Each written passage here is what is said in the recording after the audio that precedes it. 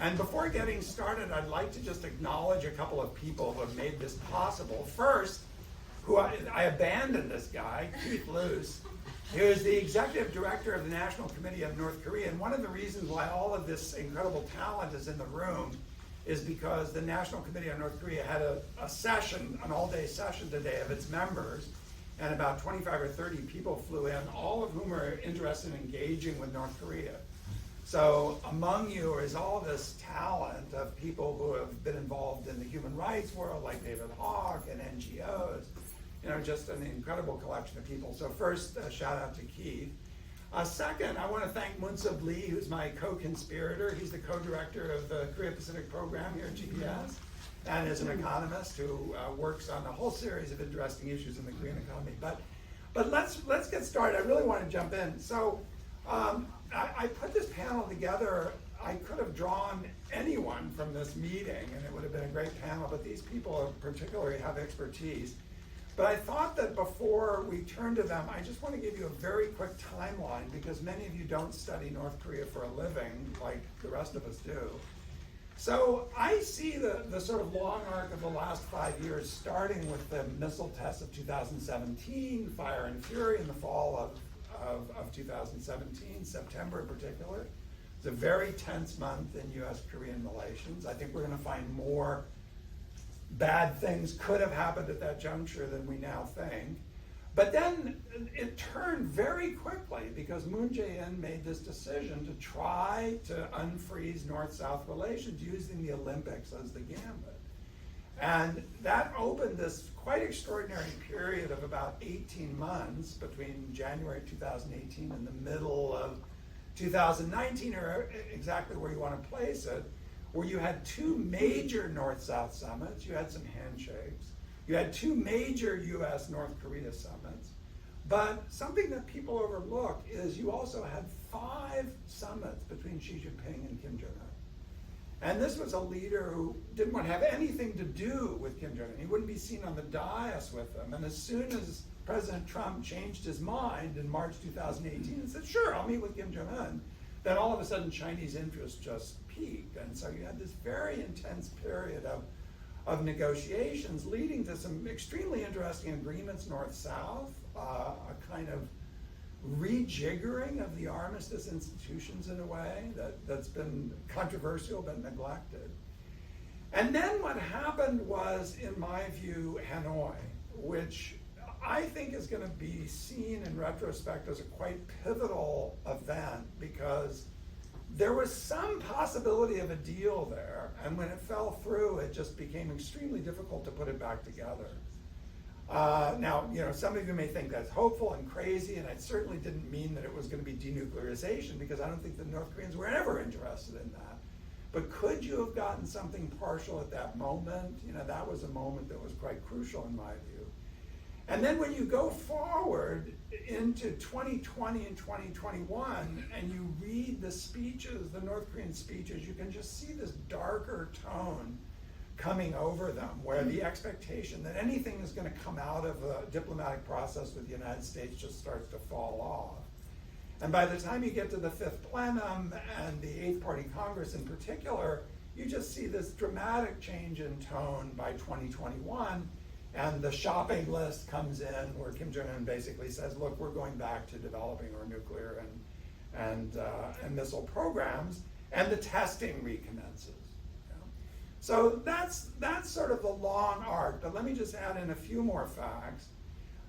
The first is that you may or may not know, North Korea was the first country in January of 2020 to totally close its borders in response to COVID.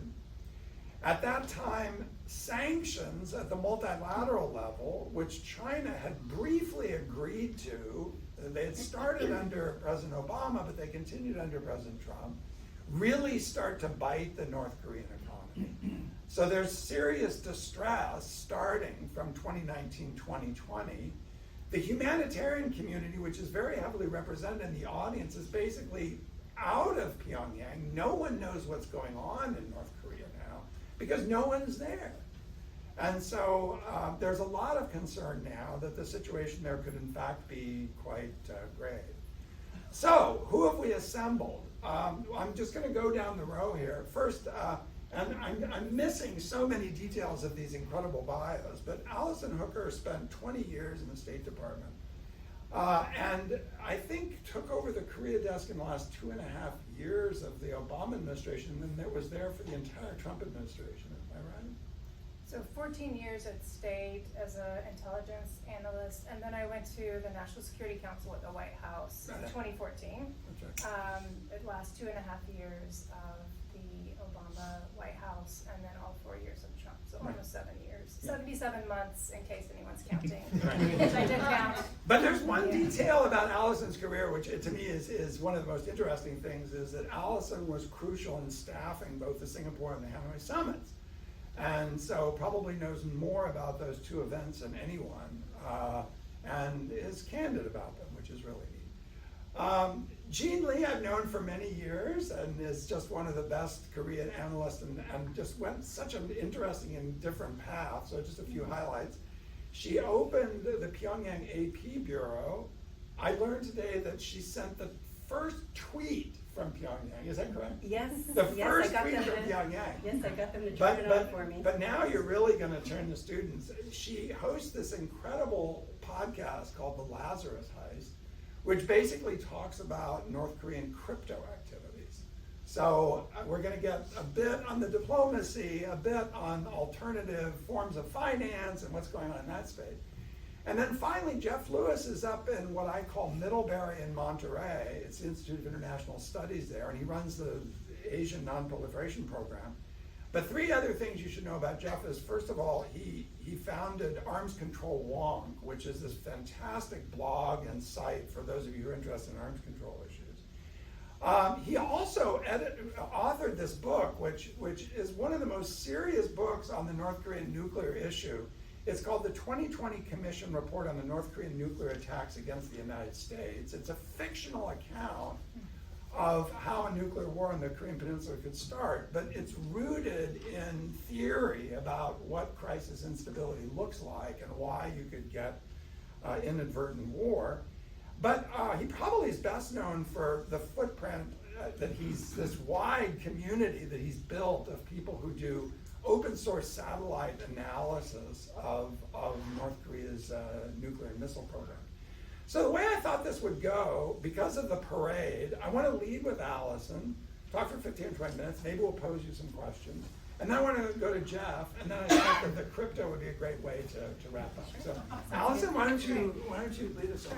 Sure, thanks, and thank you, Steph, and thanks to Keith Luce and to NCNK for having us out here in San Diego, which should be warmer than this. I mean, I feel we got cheated a little bit on the weather, but it's still beautiful all the same. It's a real honor to be here with this panel and with all of you, and really was looking forward to this part of today as well. Well, the original invitation, we talked about where's North Korea going, and I like the arc that Steph sort of put out there in terms of where we've been the past few years. It's a relief in a way to be talking about North Korea, unfortunately with so many other crises going on in the world that are grabbing everyone's attention. North Korea feels like it's kind of on the back burner. Folks aren't really paying attention. I mean, we are, because we watch North Korea, but it seems like it's simmering back there. But unfortunately, I think that it's going to boil over at some point. It will be grabbing the headlines and grabbing policymakers' attention. Again, when that will happen, I don't know, but I do think that that's something we'll have to see probably this year. I think, Jeffrey will talk about this probably, but, during the COVID period, we really saw that North Korea, Kim Jong-un in particular, continue to prioritize his weapons programs. I mean, that's a clear sign of how much he values the nuclear and missile, the weapons of mass destruction programs, and that is not unusual for Kim. I think this is kind of in his DNA, so to speak. We saw that when Kim took power in 2011, he had great interest in the missile programs. We saw a great effort going into those programs, and that's certainly continued. throughout his time as leader, but particularly over these past couple of years, while the world has been distracted with COVID, with the economic fallout from COVID, and more recently with the Russia-Ukraine war, it's really given Kim an opportunity to conduct all of these tests, to advance the programs with little or no repercussions. And that's something we'll have to, maybe we'll return back to that later, but something to think about. But in terms of the question of where is North Korea going, I mean, I think this is a conversation that we could spend days, or maybe you're even doing your whole course on this. But what's driving Kim's actions? Why all of this focus on the missile and nuclear programs? Well, I mean, I'm sure you've heard the sort of usual characterization of what the priorities are for the North Korean regime. First priority is regime survival, right? So that's what we always hear, and I think that's really accurate. I mean, the second priority for Kim has been, I think, moving North Korea into the modern era. I mean, Kim Jong-un has, since 2011, I think, has taken steps to make North Korea, in his own way, more normal. I'm sorry to do air quotes, but really to make North Korea more of a normal country and to make it look more normal on the inside domestically, and some of its policies in other realms to be more normal, and that's been another priority for Kim. But advancing the weapons programs, I think, actually fits into both of those other priorities. I mean, it certainly is his view of regime survival, and to be more normal, to be on par with the other powers around the world, you have to have these big weapons programs. And we really felt that, I think, most acutely in the engagements with Kim in the Trump administration and when we were having these summits. And as Steph said, I'm happy to talk more about that in Q&A. I think Hanoi was a really important time, a really watershed moment for not just our understanding of the North Korean regime and Kim Jong-un himself, but also of what kind of North Korea wants. But we can come back to that. But as I said, Kim has really focused on advancing towards this goal of achieving, I think, nuclear weapons state status, and achieving an advancement of his nuclear and missile capabilities that are really undeniable. And then that becomes maybe a strong point in negotiations should he go back in that direction.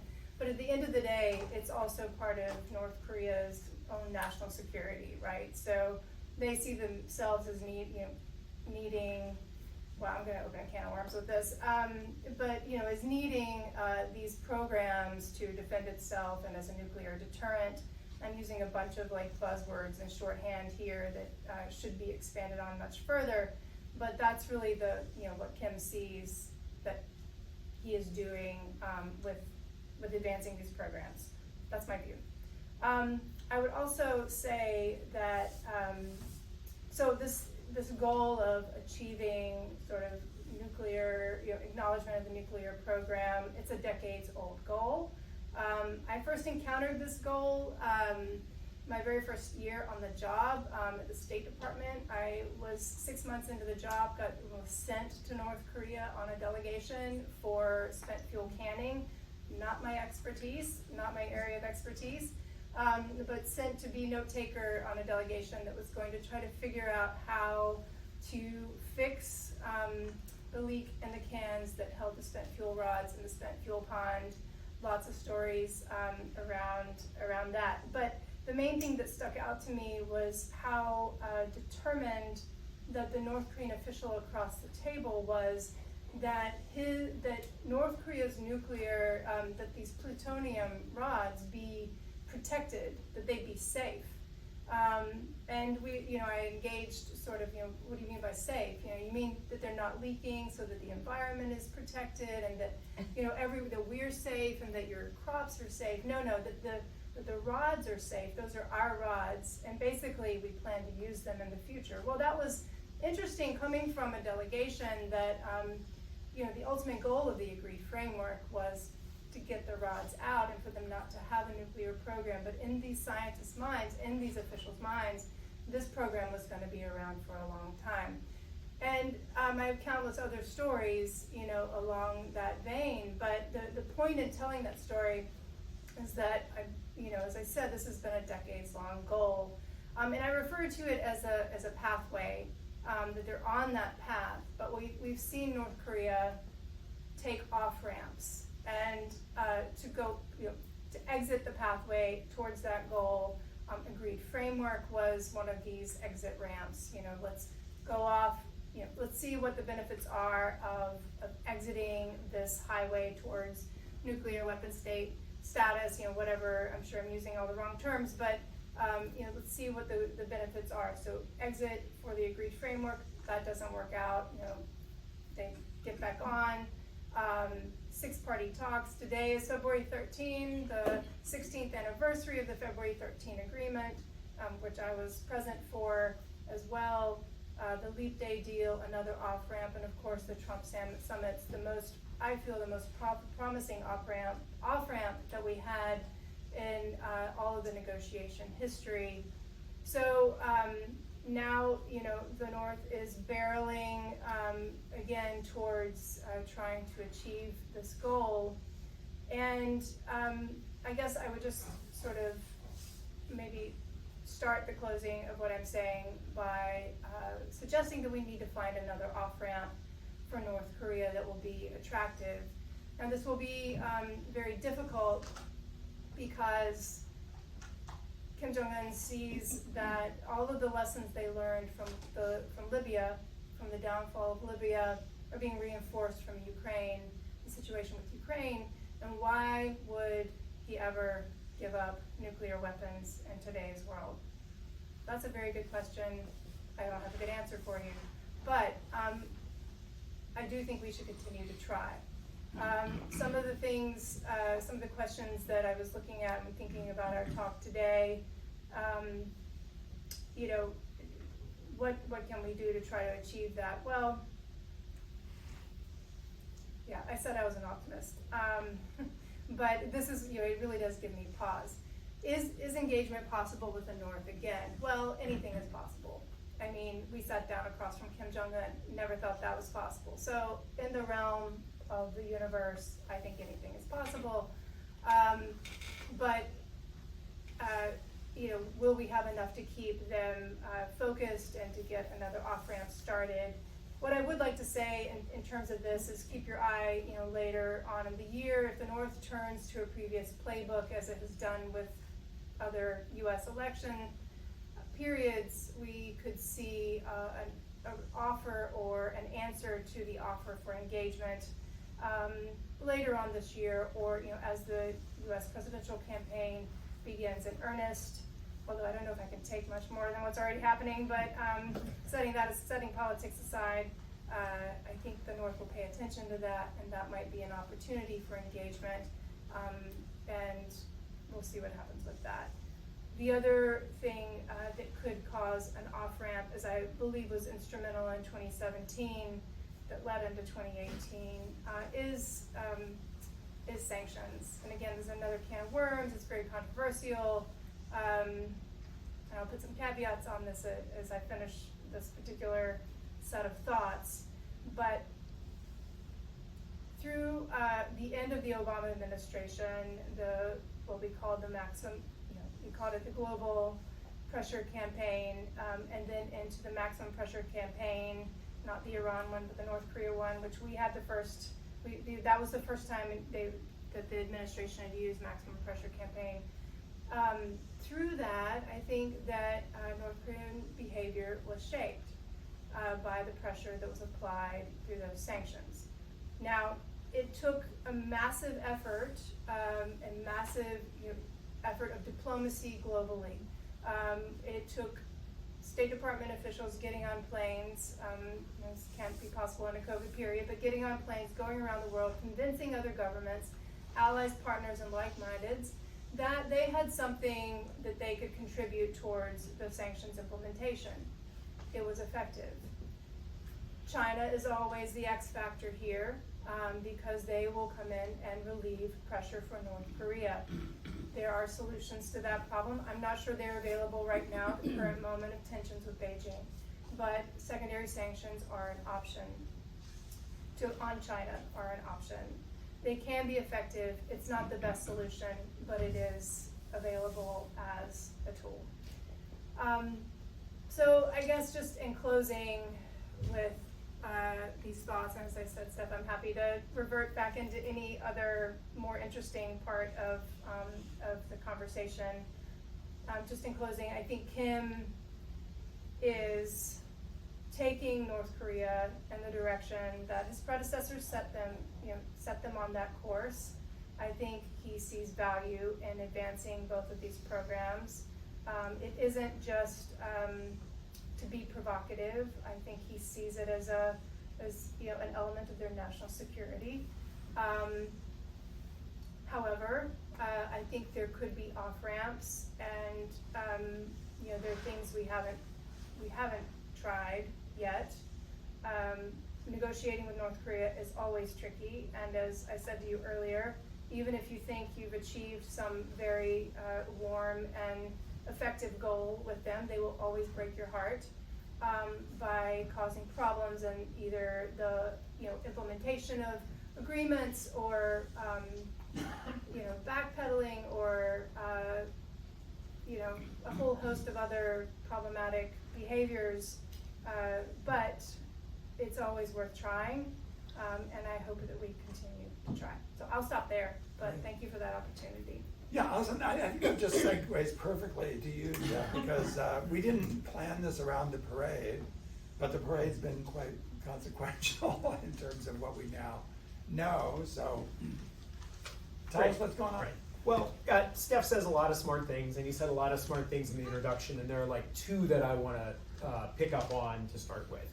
The first is I really like how he describes what it is my institute is. I like Middlebury in Monterey. So the institute that I work at in Monterey is owned by Middlebury College in Vermont, which is populated with all undergrads, but we are a graduate school on a much better coast. Normally I brag about my weather, but I'm in San Diego, so today's weather notwithstanding, but whatever, we both have dolphins and beaches, and that's much better than Vermont. And what we do there is we work with open source information. And so the way that I conceive of the work that we do is basically being like an intelligence agency for civil society. I lived through the run-up to the Iraq War, and I found that very frustrating because civil society really couldn't participate in policy debates about what to do because we didn't have any information. And so what we try to do is create public data estimates and understanding of U.S. and foreign nuclear and missile programs so that we can have a more informed public debate. Also, we train lots of students who then get sucked up into the U.S. government and other governments around the world. I'm on a State Department panel, and I missed the briefing on China, which is good because I did not want the briefing on China. I don't want to be polluted. But I was told that the briefer sounded just like me. And it turns out it was one of our students, so I realized I had profoundly ruined the poor girl's life. So that's what we do, and that ultimately informs the description that I'm going to give you of what I think is happening. Right? Is all of this is our set of judgments that we have reached based on openly available information. Things Kim Jong-un says, things we see in the parade, as Steph mentioned, changes at facilities that we monitor in satellite images, assessments we make of their defense industrial base when Kim Jong-un tours a factory. We kind of squish all that information together and out comes some kind of answer. The second thing he said, which I think is really helpful, is thinking about the moment that we're in as being this series of eras or epochs, right? So one of them runs, I think, from, just as he said, from that 2017 period where North Korea tests a series of new missiles, right, which are based on a fundamentally new engine design and represent a big technological leap for them, up through fire and fury, and then it culminates in the summit process in Singapore and Hanoi. And I also think that that's probably ultimately for us a lost opportunity, because what I see, I've now been doing this long enough. I am old enough to remember the Clinton administration. I actually spent a summer working in it. We repeat the same pattern over and over again, which is North Korea is doing something we don't like, and so we go out to get a deal with them. And we either don't get a deal, or we get a deal that we are later dissatisfied with, and we walk away promising we're going to get a better deal. And it turns out that North Korea just does more stuff that we don't like. And then we go back and we get a deal that's, not as good as the one we had 3 to 5 years ago. And then that falls apart, but we promise we'll get a better deal. And we just repeat and repeat and repeat, right? And that 2017 period is particularly painful for me, because I remember sitting in, actually at the Ministry of Foreign Affairs in Japan in late 2016 and saying, all the open source information we have suggests that North Korea is going to test an ICBM this year, and it's going to test a thermonuclear weapon. And the great thing about working with open source information is sometimes you can glimpse the future. You see the statements, and you see the facilities, and you see the equipment, and if you put it together, you see this thing, this semi-truck barreling down the highway at you. And I explained to this Japanese government official, I was like, they're going to do this. And he was very reassuring, and he explained to me that we just needed to give sanctions a couple more years to work. And I actually kind of lost my cool. And I was like, Chief, you don't have a couple of years. And I said it in that slightly agitated way, and it was very awkward. And we finished the meeting, and I walked out. And of course they did, right? I think we are in a very similar period of change right now. And so I want to talk a little bit about the things we're seeing in the open source work that we're doing. The first and the most important thing, which has been reported, and people know this, but I don't quite know how to say this. I don't think people understand in their souls how horrible this is. North Korea is in the process of deploying nuclear weapons to frontline artillery units. That's units that have short-range ballistic missiles. It is also units that have artillery rockets. This is a dramatic change in North Korea's nuclear, for lack of a better word, I would say, posture. Partly the North Koreans have told us this very directly. Kim Jong-un has made a number of references to this, but even before they openly talked about it, there were all kinds of indications if you looked at the open source work the right way. So partly it was the systems they were developing. So when a missile rolls down the avenue in a parade, we measure it. Which is one of the most boring things we do, is getting out Photoshop and trying to measure. We can usually get to within 3 to 5%, which is pretty good. They developed a 600 millimeter diameter artillery rocket. If you don't do artillery rockets, this probably means nothing to you. There's a technical term for this, ginormous. It's really, really big. And the only reason that you would do that is if you wanted something big enough to put, physically large enough to put a nuclear warhead on. Kim had a meeting of his Central Military Commission, and when he had the meeting, it was clear they were giving the frontline units some kind of new weapon, but they didn't say what. They were being really coy about it. But we watched all of the video, and there was one little clip of about 2 seconds long where they briefly cut, and we could see the presence of a particular senior North Korean official who's responsible for the missile program. And in particular, he would be there if they were basically giving these commanders nuclear-armed artillery rockets. And so through a series of things like this, it's really become clear to us that they're serious about this. They are sincerely afraid that Kim Jong-un is going to end up like Saddam Hussein or Muammar Gaddafi. And in particular, they are afraid that the South Koreans are going to attempt to kill Kim Jong-un early in a crisis so he doesn't have a chance to push the button, right? I mean, if he's going to metaphorically push the button, well, what's the best way to keep him from doing that? You could try to go destroy all these missile units, but that's a lot of work. If you just, kill the guy with the fat stubby finger who's going to jab at the button, then you solve your problem. His solution to that is to give those commanders access to nuclear weapons from the get-go.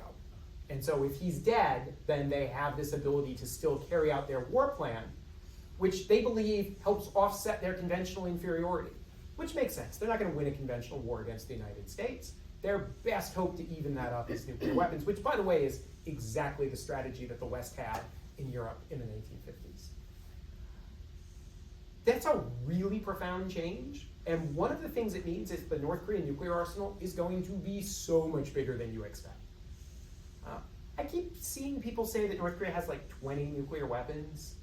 The classified estimate has now leaked, right? So the U.S. government estimate, which has appeared in the press, and I have no way of knowing whether this is true or not, whether it's the estimate or whether the estimate is accurate, but that estimate 4 years ago was 60 warheads, adding 12 a year, and that was the high end, right? So the real number would be somewhat lower than that. That's before they've done the full deployments. Right? So this is not going to be an arsenal that ends in the 20s or 30s or 40s, right? The interesting question is it going to be 100? Is it going to be 200? What is that space going to look like? That is a really profound change because Kim Jong-un is basing his security fundamentally on the idea that in a serious crisis with the United States, the minute he believes an invasion is imminent, he has to use these capabilities preemptively to stymie the invasion. Right? That's incredibly destabilizing. Right? Second thing I would say is we spent so much time focusing on the ICBMs, and they're not done. Right? So the parade shows off a lot of things, some of which we knew, well, all of which we knew was in various stages of production. But the two highlights, right, if you're just coming to this, is first, North Korea in 2017 tested an ICBM that could hit the United States. Okay? It could actually hit anywhere in the United States with a nuclear warhead. For whatever reason, that didn't sink in to people, which is fine, because people would have probably panicked if they really wrapped their heads around it. The new ICBM that North Korea tested this year, successfully tested, is capable of delivering 3 nuclear warheads anywhere in the United States. How do you know that, right? We measure it in parades. We watch it when it takes off in videos. We measure its acceleration to estimate the force of the engine. We work out we've looked at the machines that make the engine components. We know the Soviet design that the engine's based on. We've actually seen the lead rocket engine designer. Kim Jong-un gave him a piggyback ride, which is a weird picture. You put all that together and you get a pretty accurate, I think, a pretty accurate model of the missile's performance. So we saw 12 of those in the last parade.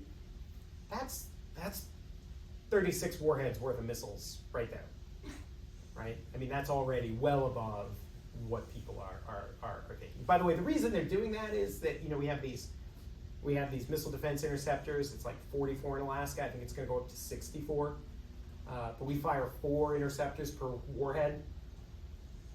So if you've got, oh God, now I'm going to make myself do math. Why am I doing this to myself? When it was 44, that was good for 11 warheads, right? So that might work for 11 missiles with 1 warhead. Hopeless if they carry 3. And just to make you feel great about this, do you know how much each interceptor costs, the marginal cost?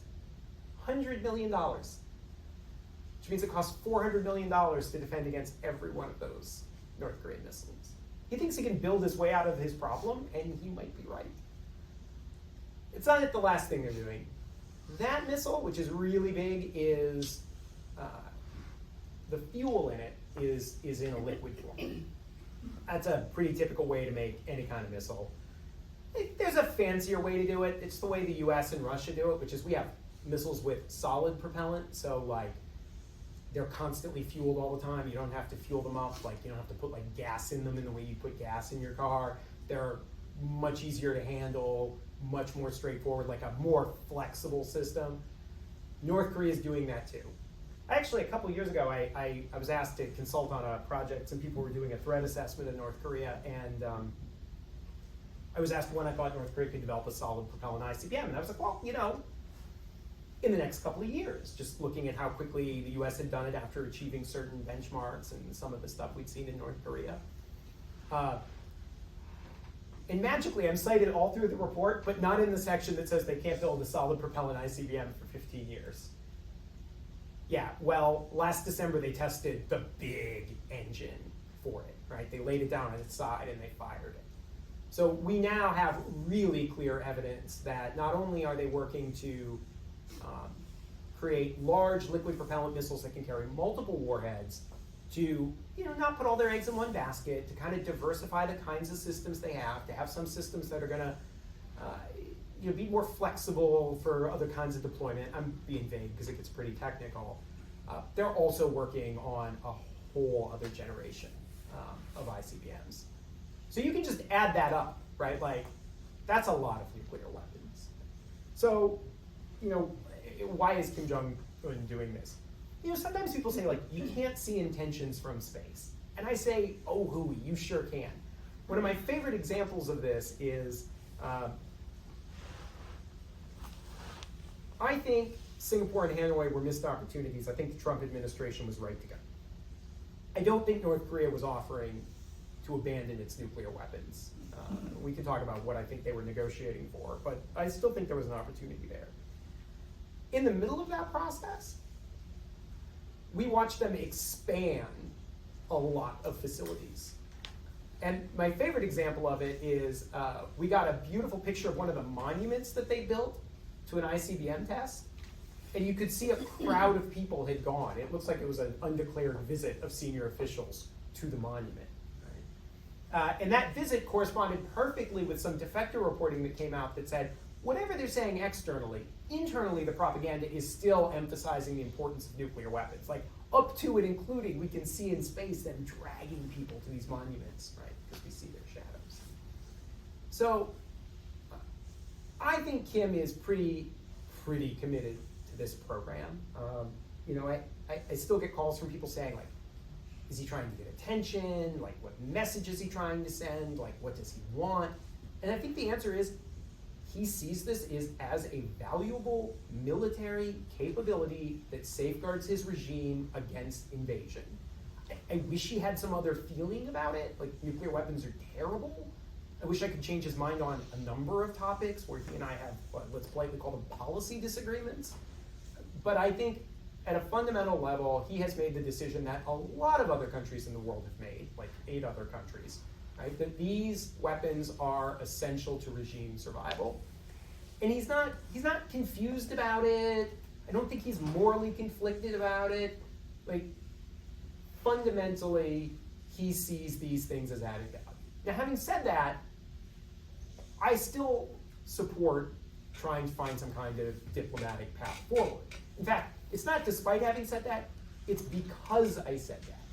Right? Because if North Korea is going to have an arsenal in excess of 100 nuclear weapons, if it's going to have dozens of nuclear weapons that can target the United States in sufficient numbers to overwhelm our missile defenses, and if it is going to deploy large numbers of tactical nuclear weapons, we should probably be talking to them.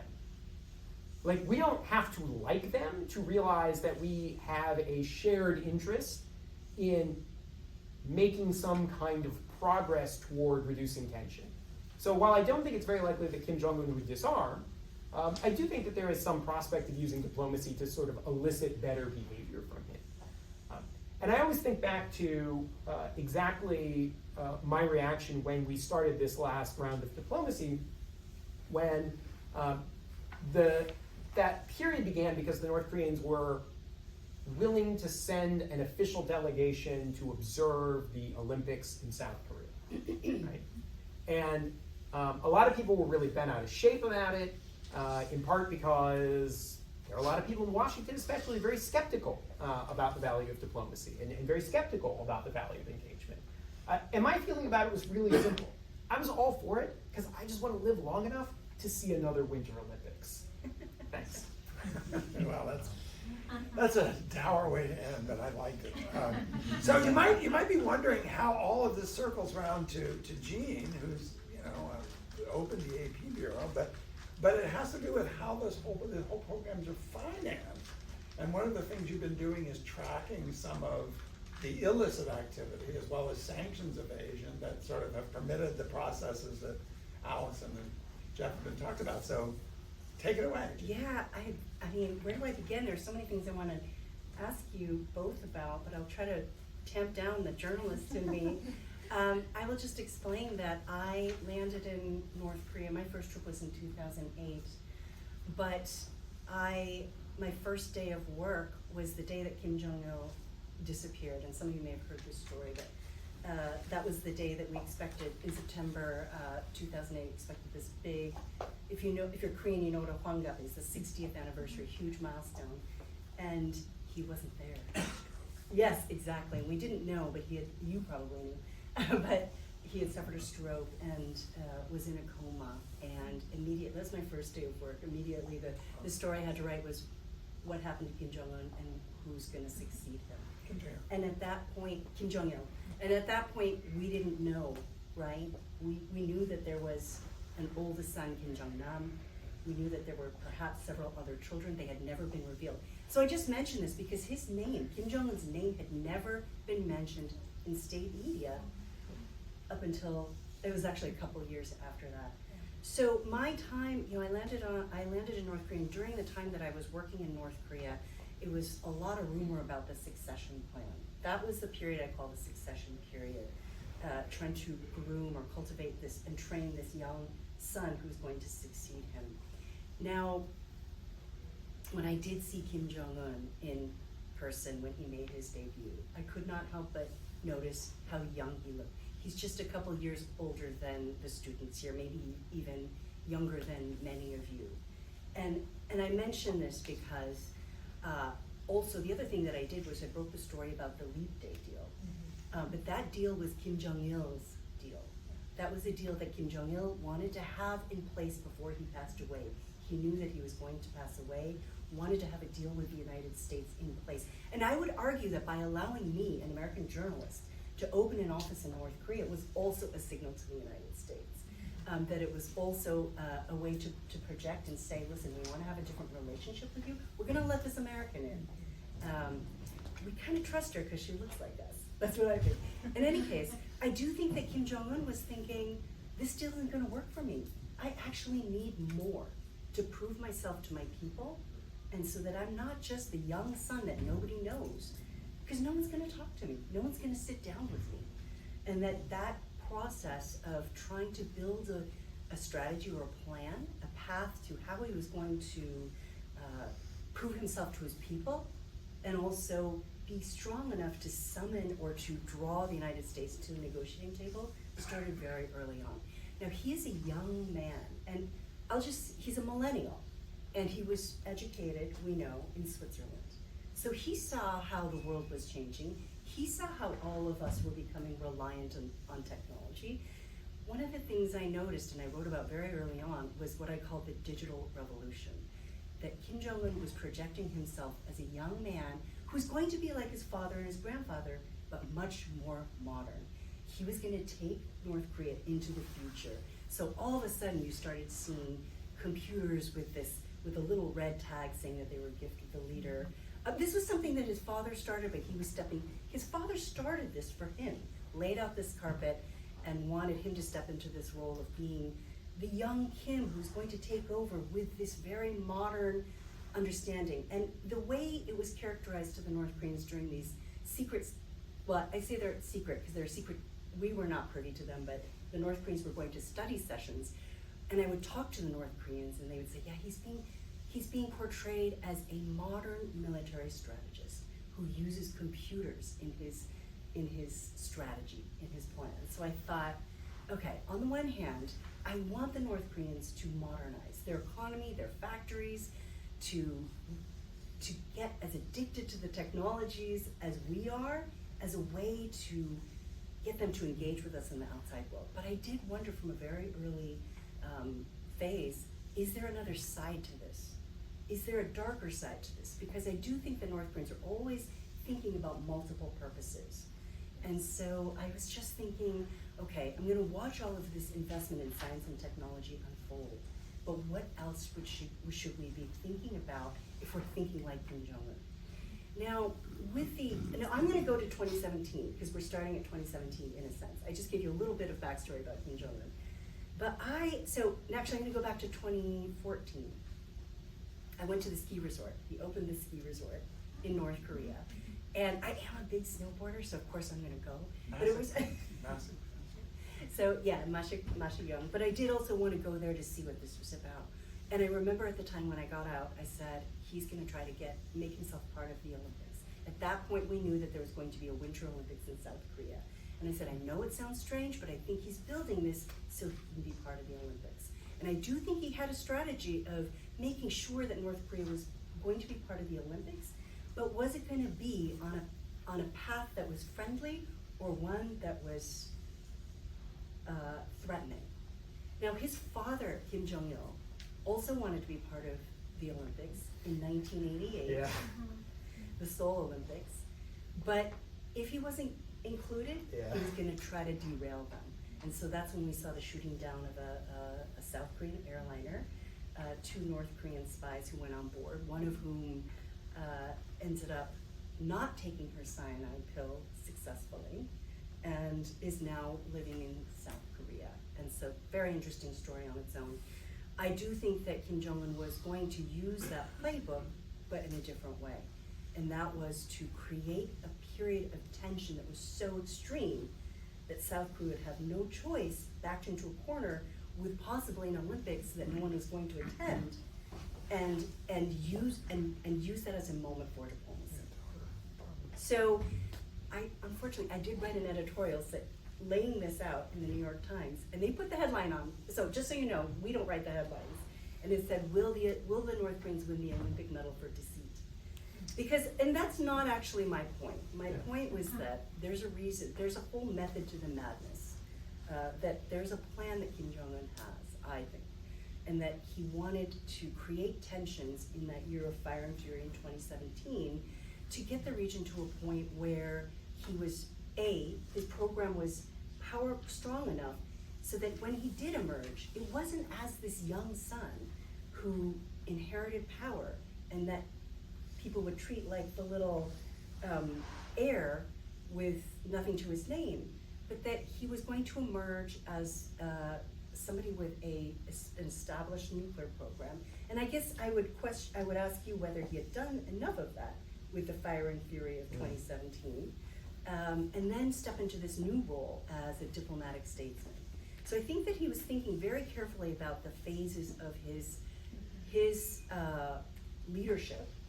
The first phase was really making sure he could build his legacy at home, his strength at home, cement his power at home, which wasn't easy, and then to step into a role where he could negotiate and sit at the table almost as an equal.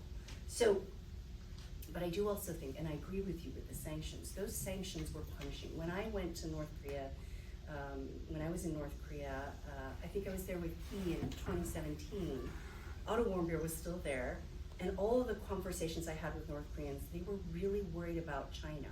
Was China gonna agree to another round of sanctions? And so I knew back then that the sanctions were having impact, especially the restrictions on fuel imports, because you can't run your tractors, you can't do anything unless you have fuel. So the sanctions were having an impact.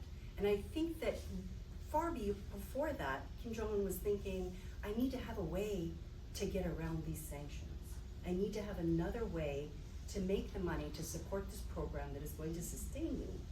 And that he was already looking at science and technology and cyber theft as a way to make that money that would be, it's not a violation of the armistice, right? It's a way of making money that doesn't have borders, that gets around sanctions. So in my podcast, The Lazarus Heist, in the first season, which came out in 2021, I think, yeah, 2021, we go through a little bit of it.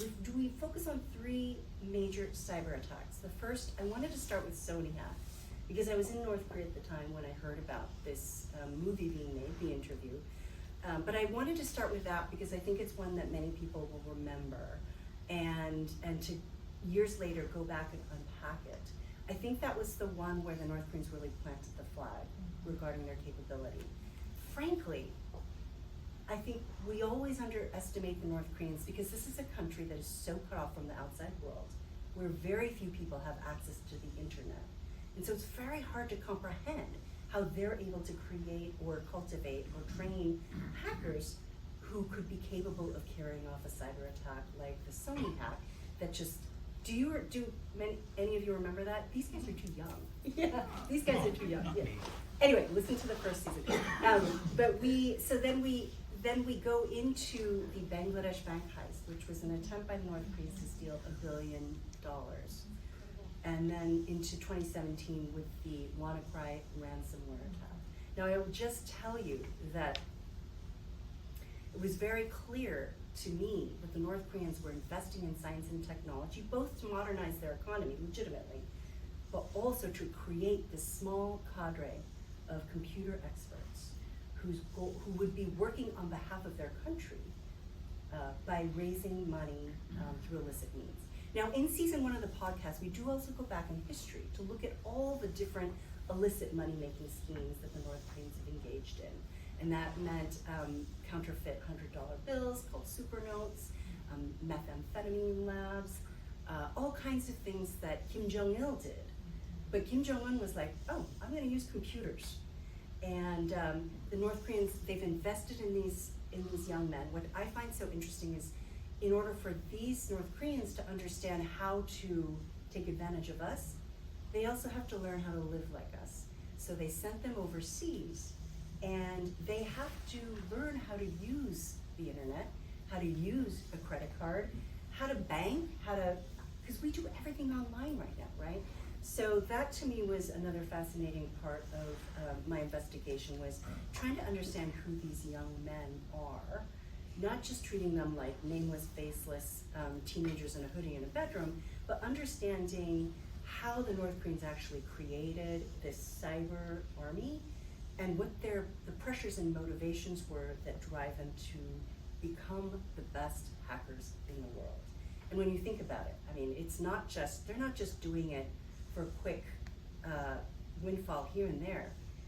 As far as they believe, their nation depends on this nuclear program, its regime survival, and they don't have a choice. They're under extreme pressure. So we explore all of that, the making of these young men, the overseas network, and how the North Koreans take advantage of their relationships in many, many countries around the world, how the embassies are serving as way stations for a lot of this illicit activity because they have that diplomatic protection, and then of course where that money goes. How they get that money back to Pyongyang, and if they don't, how they're spending it elsewhere. So we're in the middle of season 2 right now. A lot of it will focus on crypto. A lot of it does focus on trying to create a portrait of Kim Jong-un, because I do think we need to understand Kim Jong-un, what his mission is, to understand the ambitions of these hackers as well. We have to understand the sanctions regime. We need to know about the border closures to understand why they have to get around all of this. And then we also have to just understand what the consequences are. And that's where you come in. So we do speak to one of your proteges to explain exactly how they're able to spend the money that they make from cyber heists to enhance and build and support the program. And I would say it also goes toward making sure to support the elites who serve as the power base for Kim Jong-un. Oh man, this is just like I said, a wealth of riches. Let's just thank our panel first for we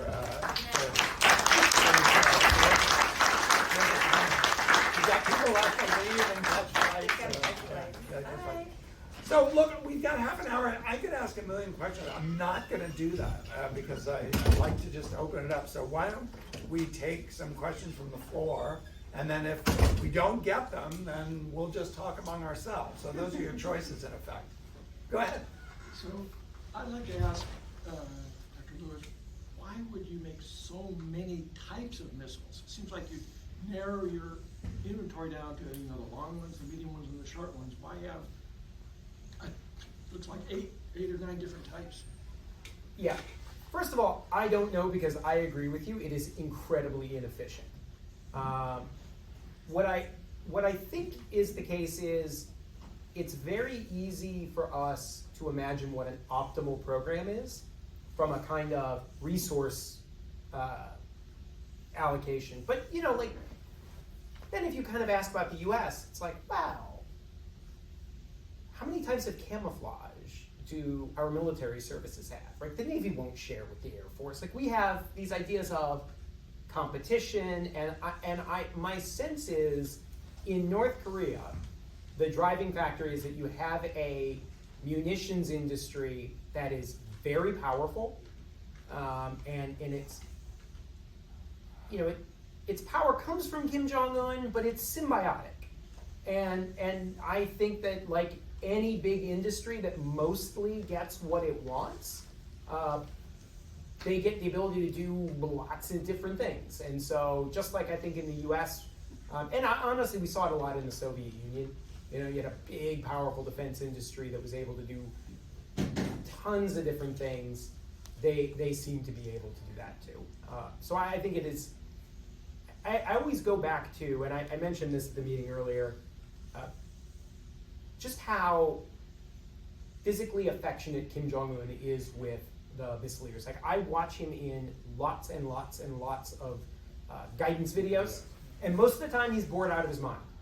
If he is at a fish canning factory, he brings all the excitement to it that you or I would bring to being at a fish canning factory. Like, he does not care. It is written all over his face. With missile tests, he is hugging people. I mentioned that guy he gave the piggyback ride to.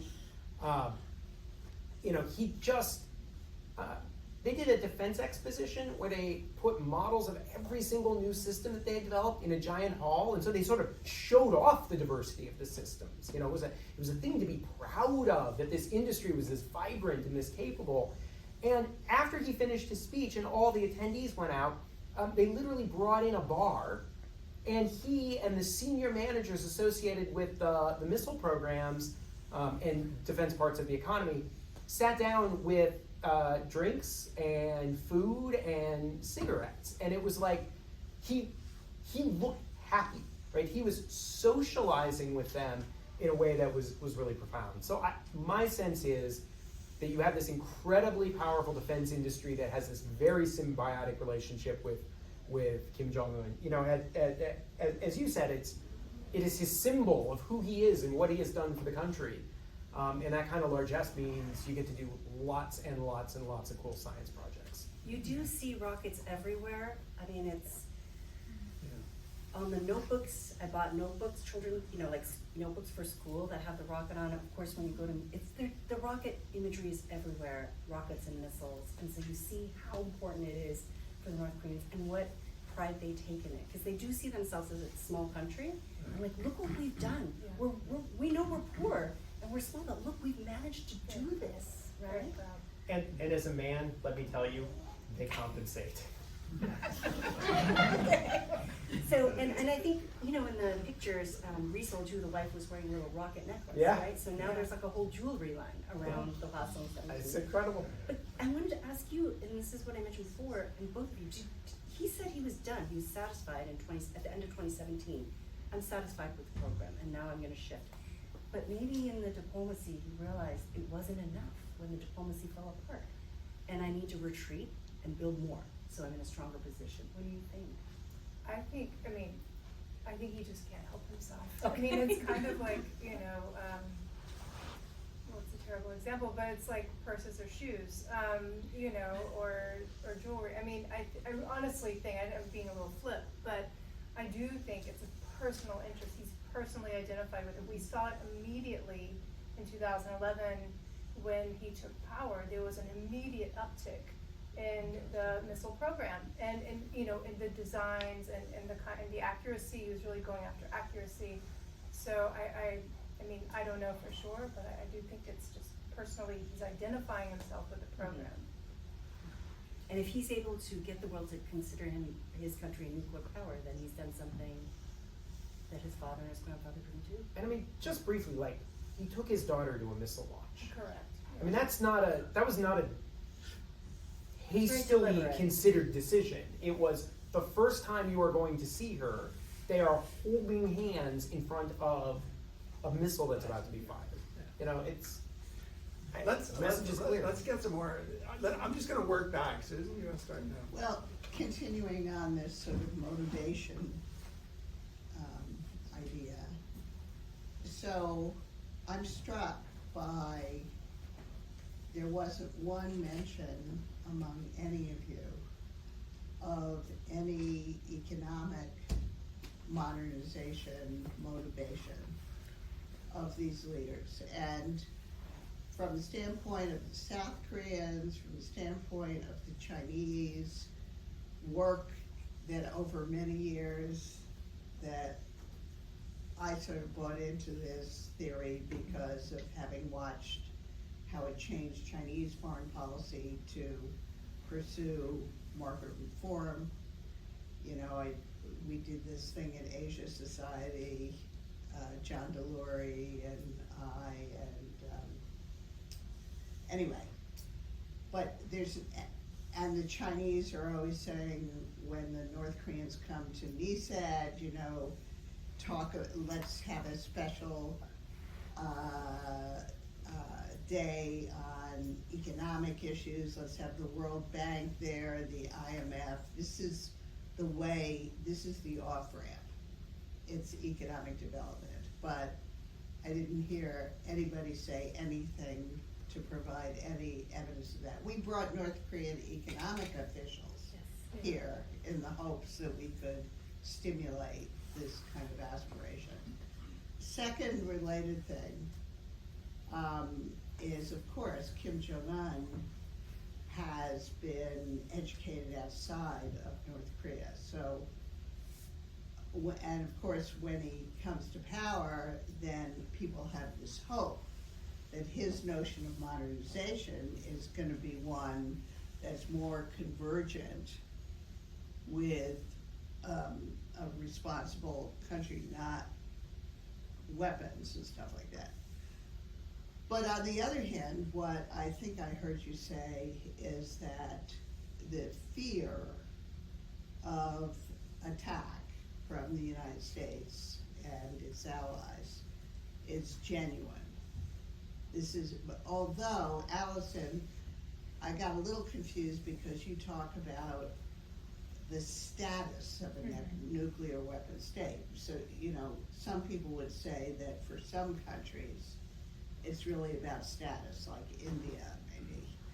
But for other countries, it really is having the defense against and believing that they could be attacked. Which then, of course, if that, and I have to say, in all of the meetings I've ever been in with North Koreans, I did feel that this fear was real. It seemed to be genuine. But of course, then that leads to different policy prescriptions for how you get an off-ramp, because then maybe there's some reassurance measures that would reduce the fear.